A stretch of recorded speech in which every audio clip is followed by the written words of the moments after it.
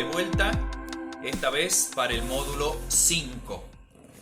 El módulo anterior lo hemos llamado gobierno, este se va a llamar gobierno, diáconos y más, porque debemos continuar un poquitito con el tema de los ancianos. Dos temas que debemos considerar respecto de los ancianos. El primer tema es disponibilidad.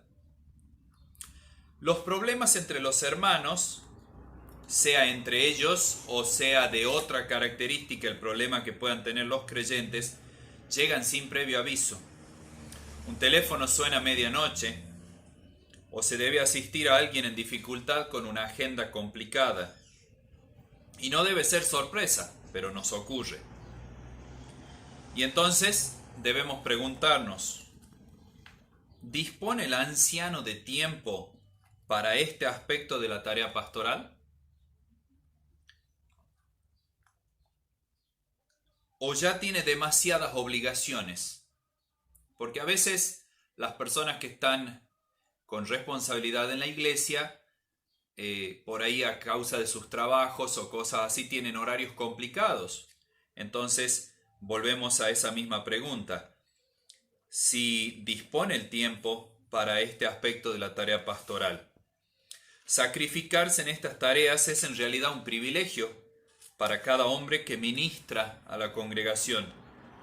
Pero ¿afectará esto a su familia respecto de los horarios y tareas que a veces requiere la obra pastoral, la responsabilidad de cuidar y colaborar y asistir a los hermanos? Otra pregunta podría ser, ¿existen horarios o un lugar apropiado para que los miembros busquen ayuda, consejo y enseñanza? Y fíjense lo que digo acá, horarios y un lugar apropiado. A veces no es apropiado aconsejar a algunas personas a solas. Especialmente ustedes conocen la manera que nosotros hemos enseñado siempre, que los hermanos, si van a aconsejar a una hermana, no lo hagan en un lugar donde no son vistos por otras personas, especialmente personas allegadas a los hermanos que son ancianos o líderes en la congregación. Por eso hablamos de un lugar apropiado. Una congregación aquí en la ciudad de Salta tenía la oficina pastoral, que le llaman ellos, con una ventana grande que da hacia el auditorio. Por lo tanto, si alguien venía para ser aconsejado, los líderes no estaban a solas, no estaban detrás de una pared, podían estar a la vista de los demás sin que nadie escuche o entienda necesariamente de qué se trataba el asunto. Pero es necesario por el buen testimonio. Dice en Tesalonicenses que debemos abstenernos de toda especie de mal, de toda apariencia de mal nos tenemos que cuidar, lamentablemente. Y hoy es más serio el asunto, porque hoy con un mundo tan complicado, tan lleno de perversiones, aún aconsejar a un hombre o a un muchacho joven podría ser un problema, a menos que hayan testigos que puedan decir, no, yo estaba viendo, no hay nada de lo que quizás se dice. Han habido problemas muy serios y lo siguen habiendo, porque siguen habiendo hermanos que se creen que están por arriba de las circunstancias, de las tentaciones y de los problemas, y que no va a pasar con ellos, pero les pasa. Y entonces pierden su ministerio, dejan de poder hacer la tarea a la que Dios los ha llamado porque no cuidaron. La segunda cosa es la reunión de ancianos. Y en esta reunión debemos considerar dos principios importantes con los cuales manejarse. El primer principio es la confidencialidad. Confidencialidad. Aquellos hombres a quienes el Señor ha confiado el bienestar espiritual de la iglesia local no pueden discutir esos asuntos fuera de esa reunión. Las reuniones de los ancianos. Es un escándalo cuando temas privados salen a la luz a través de la boca de un anciano. Lo mejor sería que ni siquiera sus esposas sepan de los temas más delicados. El Señor nos manda en 1 de Pedro 5:7, diciendo así: echando toda vuestra ansiedad sobre Él, porque Él tiene cuidado de vosotros. Ciertamente que las cosas que ocurren en la iglesia pueden ser una carga espiritual en nuestra vida, pero no estamos habilitados a ponerle la carga a nuestra esposa sobre algunos de estos temas, porque el Señor en todo caso nos dice: echando toda vuestra ansiedad sobre Él, sobre nuestro Señor, porque Él tiene cuidado. Aprendamos a no cargar con demasiadas cosas a nuestras compañeras.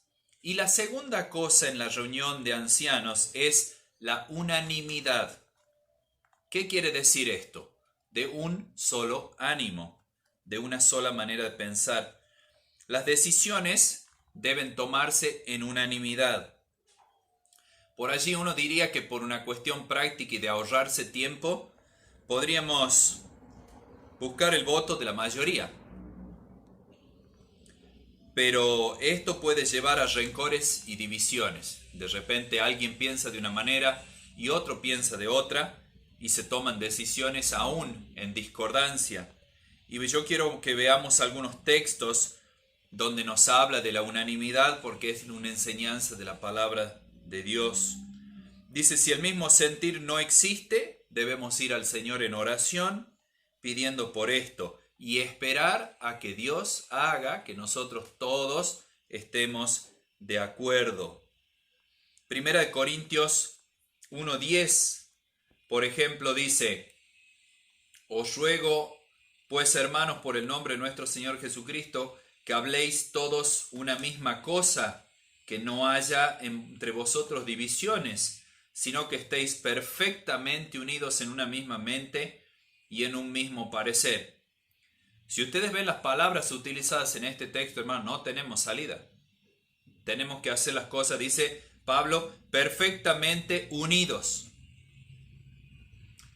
Decía un muchacho que es anciano en una congregación no muy lejos de aquí, que cuando él comenzó a trabajar junto con otros ancianos que ya estaban en la congregación antes, tomaron una determinación de no dejar que los problemas vayan sin tratarse, no postergar, pero también no nos olvidemos que la unanimidad es una enseñanza de la palabra de Dios. Los problemas no los podemos patear para más adelante, hay que resolverlos, y vamos a ver después una situación que surge en la iglesia del primer siglo, donde no se deja el problema para más tarde y se lo resuelve en ese mismo momento, pero de común acuerdo.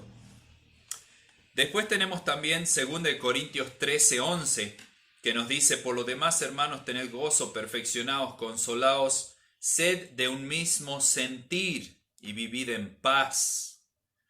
Filipenses 1:27 nos va a decir: solamente que os comportéis como es digno del Evangelio, para que, o sea que vaya a veros o que esté ausente, dice Pablo, oiga de vosotros que estáis firmes en un mismo espíritu, combatiendo unánimes por la fe del Evangelio.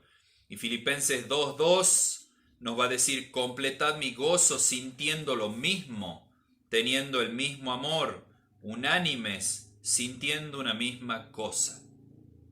Esto parece poesía hebrea, hermanos, que se dice y se repite y se insiste de una y otra manera con el mismo tema. Hermanos, debemos tener unanimidad. En cada iglesia local, lo que los ancianos decidan va a ser siempre, siempre mejor, y vamos a honrar al Señor si la decisión es unánime. Una iglesia, hermanos queridos, que tenga ancianos con carácter bíblico debe agradecer a Dios. Y aquellas iglesias que no los tengan deben dedicarse a la oración para que Dios levante hombres que cumplan con los requisitos y anhelen el obispado, como dice Pablo en su carta a Timoteo. Diáconos. Les dije que íbamos a ver un tema de un problema que surge en el Nuevo Testamento en la iglesia del primer siglo. Y este es el tema que nosotros tenemos un subtítulo en la Biblia, en el libro de los Hechos, que dice la elección de los diáconos. En verdad, hermanos, en el pasaje no se los llama diáconos. Pero cuando vemos los requisitos de diáconos, más adelante en la carta de Pablo a Timoteo, allí encontramos, sí, que se utiliza este rótulo. Y ciertamente lo que ellos hicieron corresponde dentro de las tareas, ¿sí? A ver, surgieron las dificultades en la primera iglesia.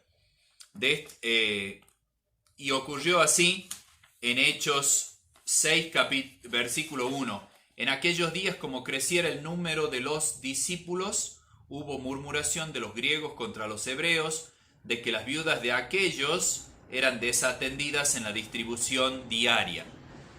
Había mucha pobreza entre los creyentes del primer siglo, y habían varios creyentes muy entregados al servicio del Señor y a la obra y a la iglesia misma, que nos dice la Biblia en el capítulo anterior, en Hechos capítulo 5, que Bernabé vendió una propiedad, trajo el precio, lo puso a los pies de los apóstoles, y luego ahí surge la situación de Ananías y Zafira queriendo mentir y quedarse con algo de plata, y que todos los demás lo miren y digan, uy, miren qué bárbaro, qué generosos son Ananías y Zafira, y querían el renombre de las personas y mintieron, y lo pagaron con su vida. Estas cosas, hermanos, aprendamos a no hacerlas. Hay una mala costumbre que tenemos en algunas congregaciones, que por ahí se rinde cuenta de las ofrendas y se dice, tal hermano, tal hermana, tanto. No, hermano, eso no es ofrenda bíblica. Eso es un hermano que hace una donación. Si queremos, mantengamos las donaciones por un lado, pero no como ofrenda, porque la ofrenda no fue de acuerdo a la Escritura, por lo tanto no es válido. Conozco un muchacho que en la ocasión de la organización de una conferencia levantó la mano y dijo, yo voy a poner 10,000 pesos. Y hermano, ¿qué? Cállese la boca y póngalo en la bolsa. ¿Por qué? Y después, ¿saben qué es lo más triste, hermano? Que los que ladran no muerden. Dicen, yo voy a poner 10,000. Después resulta que pasó la conferencia y seguimos esperando los 10,000. No, hermanos, no es así. El Señor mismo enseñó, porque tiene que ser importante, cuando el Señor mismo dice, cuando vos vayas a dar ofrenda, tu mano izquierda no sepa lo que hace tu mano derecha.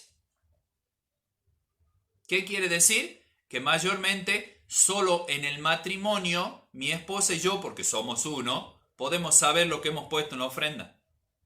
Y a veces ni siquiera eso ocurre. Si mi esposa tiene cierto manejo de dinero y yo tengo cierto manejo de dinero, yo pongo de lo que yo tenía para administrar y ella pone de lo que ella tenía para administrar y punto.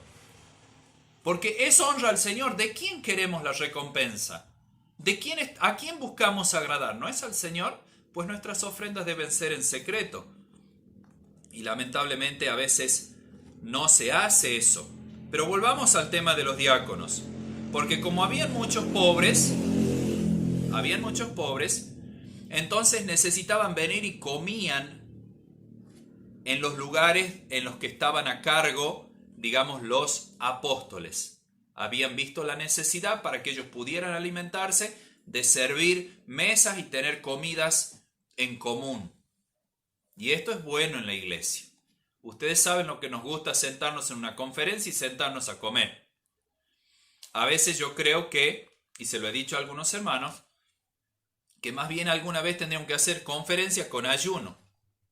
¿Sí? Así no nos volvemos a la casa con unos kilos de más.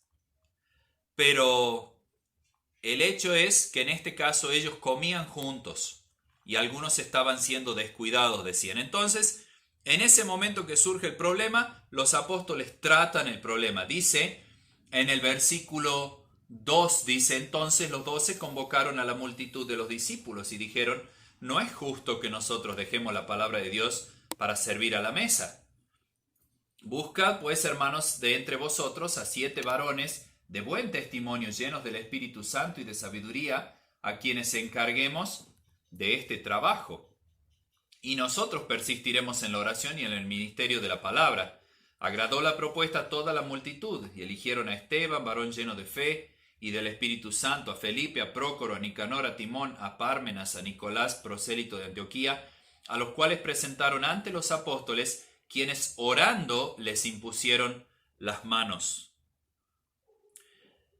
Los apóstoles no dejaron pasar el problema, pero tampoco dejaron de lado la prioridad de la enseñanza, la palabra y la oración. Esto es prioridad para los ancianos en la congregación, hermanos. Puede que, como dicen los requisitos, cada anciano debe ser apto para enseñar, pero sea como sea, aún todos pudiendo enseñar, algunos tengan mayor responsabilidad de ocuparse en eso que otros. Y está bien, porque para eso somos un cuerpo con diferentes dones. Pero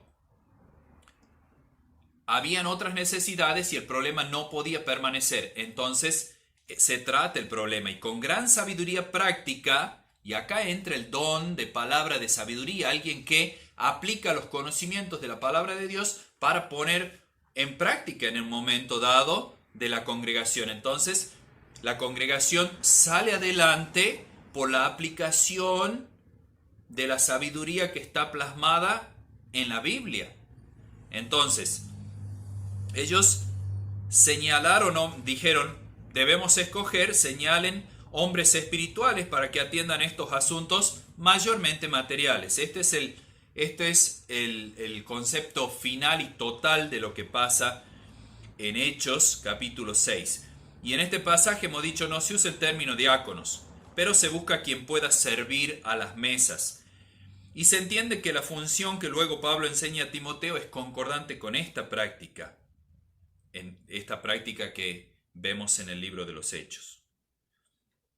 Ahora, no hay que olvidar, porque hablamos de alguien que se ocupe de los asuntos materiales, pero tengamos en cuenta una cosa, no era solo los asuntos materiales. Primero, porque la primera iglesia no poseía edificio, así que no podían hacer lo que pasó cuando yo llegué a ser diácono junto con 3 hermanos más en una congregación hace muchos años. Que nosotros nos íbamos a hacer cargo de las cosas referentes al edificio, a las cosas materiales y a la asistencia social o mutual, como se quisiera decir, a los hermanos más pobres. Pero la primera iglesia no poseía edificio, por lo tanto nada había que hacer de construcción, ni de pisos, ni de ampliaciones, ni de limpieza, nada de eso. Su función era servicio a los discípulos. Cuando se eligió a los 7, también se oficializó su función. ¿A qué me refiero?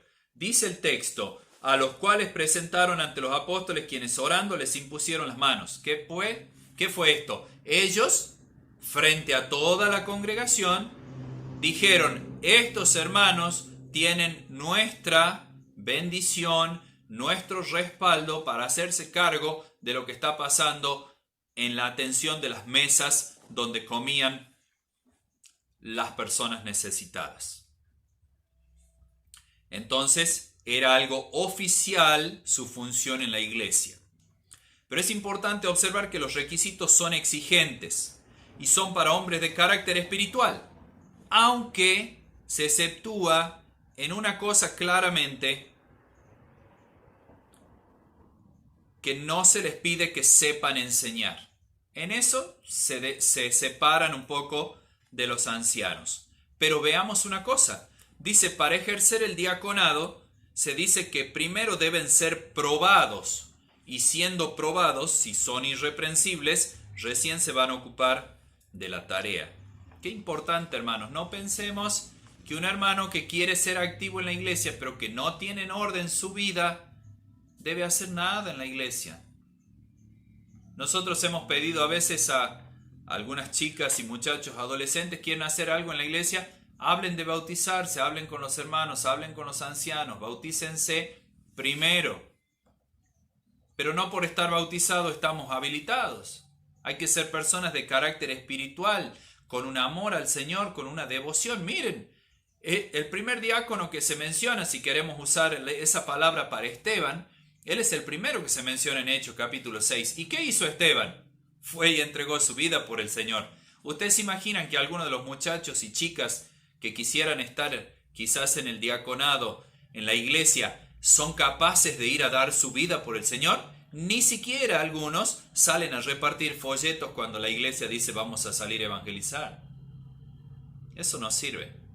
Esa clase de persona, para que tenga un rótulo y ser oficializado ante la congregación, primero muestre que tiene la capacidad y el deseo de servir al Señor bajo cualquier circunstancia. Y ser diácono no significa que después de unos años va a llegar a ser anciano. No, no va a ser así. Puede ser así, pero no necesariamente. Algunos lo serán y otros no. O quizás alguno sea diácono toda su vida. ¿Hay algún problema con eso? Que yo esté sirviendo al Señor en algo y el Señor me dé satisfacción espiritual de saber que soy útil para Él y que brindo servicio a mis hermanos. ¿Cuál es el problema que yo no llegue a ser anciano? Ahora, miremos lo que la Biblia dice de diaconisas. Y nadie se me ponga incómodo, porque a mí también me es un poco incómodo el concepto. Pero ¿saben qué, hermanos? Si yo no les hablo lo que está escrito en la palabra, y si yo trato de esconder algo, no estoy siendo fiel al Señor. Entonces no te lo voy a esconder, te voy a decir lo que yo observo también en la palabra. En el pasaje de Timoteo, habla de mujeres, y no dice que sean las mujeres de los diáconos. Dice más bien, cuando habla de las mujeres asimismo deben ser, dice, pero no habla de las mujeres de los diáconos, porque si se le daba requisito a las mujeres de los diáconos, pienso que también hubiera sido apropiado dar requisito a las esposas de los ancianos. Y no vemos esto. Por lo tanto, el modelo literario, lo que observamos en el relato, es que se habla de ancianos, de diáconos y aparentemente de hermanas que también ejercen el diaconado. Fíjense que no exige que enseñen tampoco, así que estamos siendo amplios para entender esto. Podríamos entonces entender que están esas tres funciones en el pasaje: obispos, diáconos y diaconisas.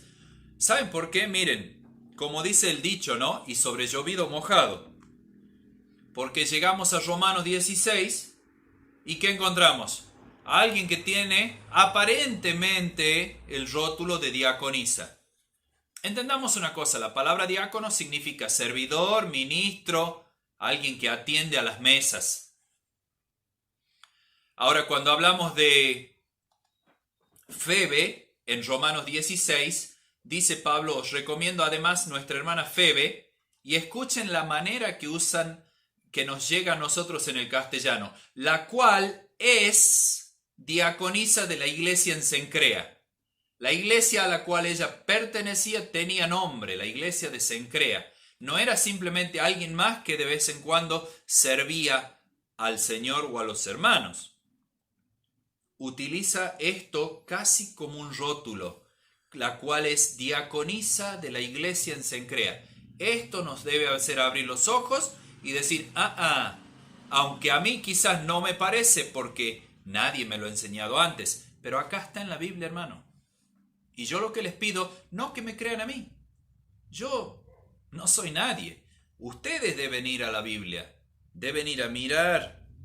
Y fíjense que la epístola a los romanos se escribe casi 10 años antes de que se escribe la carta a Timoteo. ¿Sí? Y ya se utiliza ese término, diaconisa. La historia secular, la historia, vamos a decir, de la iglesia, deja entrever ya en el año 112 después de Cristo, decimos nosotros, una orden o un grupo, una línea de mujeres consideradas diaconisas.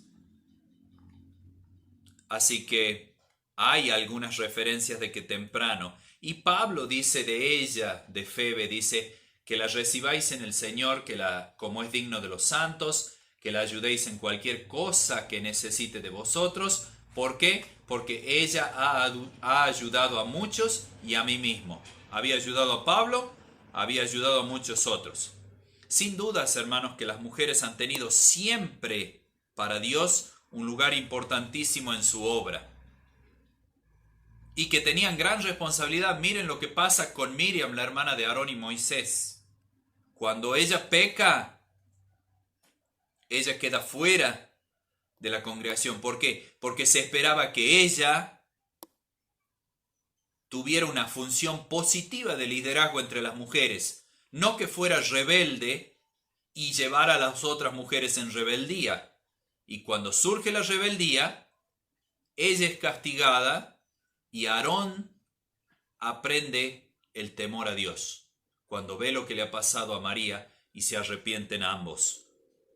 Pero por esa rebeldía, el pueblo de Dios se retrasa 7 días de viajar. ¿Por qué? Porque no pueden viajar, porque ella estaba expulsada fuera del campamento, no podía preparar sus cosas y viajar con ellos, y no la iban a abandonar, pero tampoco podían avanzar. Hermanas, aprendan esto, y los hermanos también, pero especialmente esta es una enseñanza en este pedacito para las hermanas. No compliquen las cosas en la iglesia porque retrasan y estancan la obra de Dios. Sus actitudes, cuando no se sujetan a la palabra, no se sujetan al orden bíblico y a lo que los hermanos están esperando de ellas a veces, retrasan el crecimiento de la iglesia, estancan la escuela dominical, estancan la reunión de las hermanas y todas esas cosas. No lo hagan. Aprendan que el Señor les ha dado un lugar y Dios nunca las ha puesto a menos. Fíjense, cuando nace el Hijo de Dios, nace de una mujer y el hombre queda afuera. ¿Te parece poco? No lo creo. Cada iglesia local, de todos modos, hermanos, debe estudiar la Escritura y según el tamaño de la congregación determinar la necesidad de estas funciones de diáconos y quizá diaconisas. Lo que sí debe haber aún en la congregación pequeña es ancianos, porque nos fijamos en Hechos 14 y dice que establecieron ancianos en cada iglesia. ¿Sí? Entonces los ancianos tienen que estar. Entonces nos ocupamos de formar gente para que nunca nos falte otro que venga y nos colabore y se ponga al lado de nosotros. ¿Sí? Así que mientras la iglesia va creciendo y surgen las necesidades, si vemos que esto puede ser de bendición, también se lo va implementando. No hace falta que una congregación muy pequeña quizás tenga tanta gente en estas funciones y responsabilidades, pero el Señor debe guiarnos a cada uno y debemos hacerlo según lo que hemos leído en la Biblia y según lo que el Señor nos confirma además en oración. Vamos a hacer esto y les pido a todos los que están viendo los videos, vamos a necesitar que ustedes nos confirmen que están viendo los videos, ¿sí? Para poder preparar las evaluaciones que les vamos a mandar vía PDF, les vamos a poner a disposición y ustedes van a tener que responder las preguntas y mandarlas. Van a ser de opciones múltiples. Yo les voy a dar una pregunta con 4 posibles respuestas. Entonces ustedes van a poner pregunta número 1, la respuesta es A, o B, o C, o D. No lo sé, usted tiene que saber la respuesta. Después pregunta 2 y la respuesta que corresponde. Y así, para que sea más razonable para nosotros poder hacer la corrección de sus tareas. Así que por favor a notificarse con nosotros. Allí tienen el número de WhatsApp, aparece. Ocúpense de hacernos la mención y decir, bueno, soy tal hermano, tal congregación, estoy haciendo el curso de eclesiología, así podemos servirte mejor. Y también en ese WhatsApp ustedes pueden hacer preguntas. Nosotros vamos a considerar las preguntas, vamos a buscar la respuesta y si encontramos la respuesta, se la vamos a pasar. Hasta el próximo.